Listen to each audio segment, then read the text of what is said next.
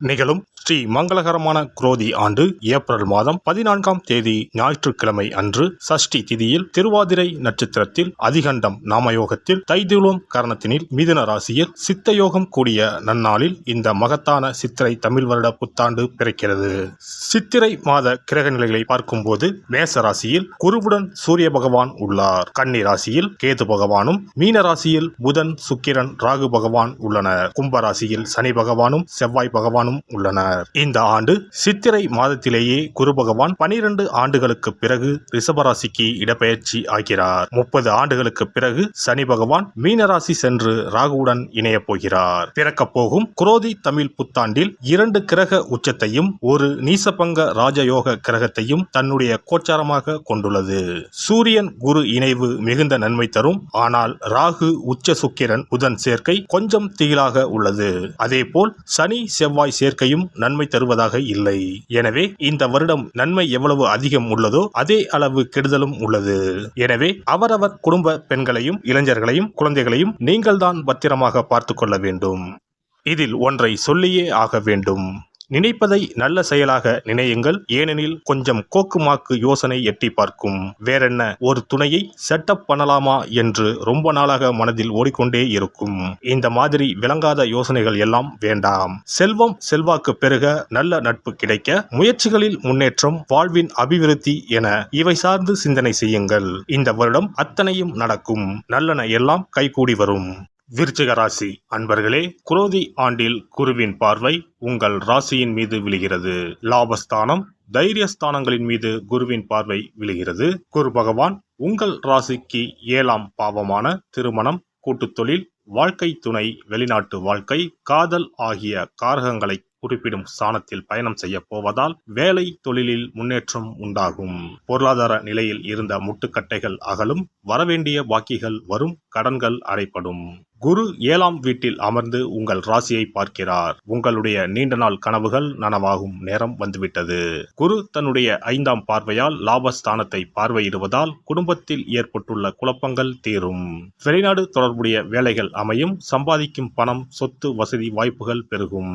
குரு 7ஆம் வீட்டில் அமர்ந்தாலும் உங்களுக்கு கேந்திராதிபதி தோஷத்தை கொடுக்க மாட்டார். சுபகாரியம், திருமணம், கூட்டுத் தொழில் போன்ற நன்மைகளை செய்வார். முயற்சி ஸ்தானத்தை குரு பார்ப்பதால் பொருளாதார நிலையில் முட்டுக்கட்டைகள் அகலும். நீண்ட நாட்களாக வரவேண்டிய பாக்கிகள் வரும்.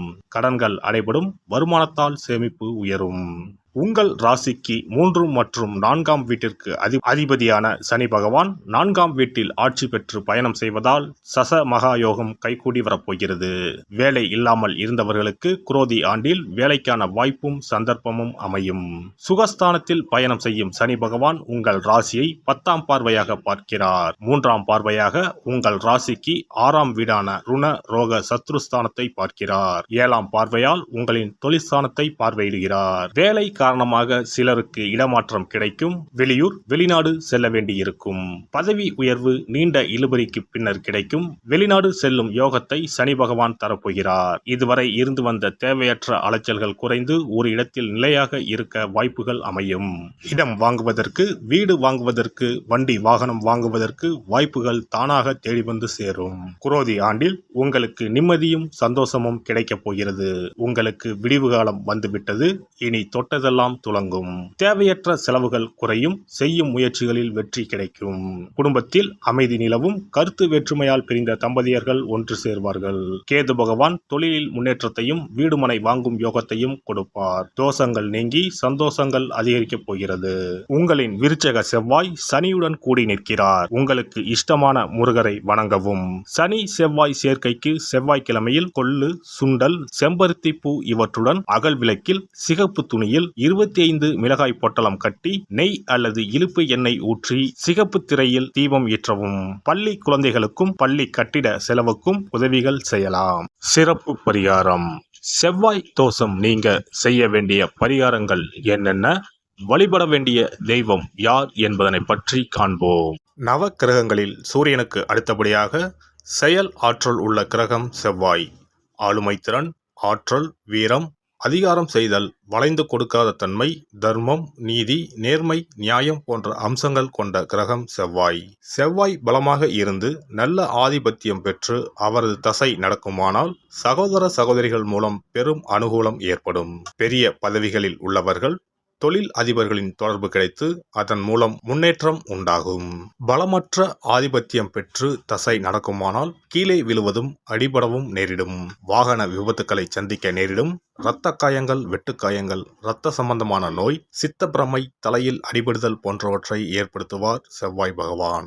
வீண் வழக்குகள், சண்டை சச்சரவுகள், மறைமுக நேர்முக எதிரிகள், பொருள் களவு போகுதல், செய்தொழில் வியாபாரத்தில் திடீரென்று பெருத்த நஷ்டம், அரசாங்க கெடுபிடி, பதவி இறக்கம், மறைந்து வாழும் சூழ்நிலை என்று பலவகை இன்னல்களை உருவாக்குவார். செவ்வாய் முதலான தோஷங்கள் அனைத்தும் நீங்க அவரின் அருளை முழுவதும் பெற செவ்வாய்க்குரிய அதிதேவதையான முருகனை வழிபடுவதும், கோதுமை ரொட்டி, வெள்ளை எள் கலந்த இனிப்பு பலகாரங்கள், துவரை போன்றவற்றை ஏழைகளுக்கு தானம் கொடுப்பதும் நல்லது.